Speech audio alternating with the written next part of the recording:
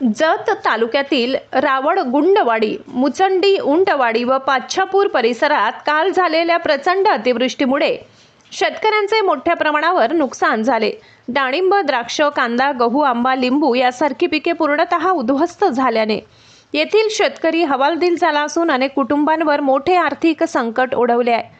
गोपीचंद पडळकर यांनी आज प्रत्यक्ष भेट देऊन शेतकऱ्यांच्या वेदना जवळून जाणून घेतल्या। त्यांच्या डोळ्यातील अश्रू आणि मनातील वेदना पाहून मन विषण्ण झाले। या कठीण प्रसंगी शेतकऱ्यांना धीर देत तुम्ही एकटे नाही, आम्ही सर्वजण तुमच्या पाठीशी ठामपणे उभे आहोत असा विश्वास त्यांनी दिला। यावेळी नायब तहसीलदार, सर्कल तलाठी तसेच कृषी विभागाचे अधिकारी उपस्थित होते।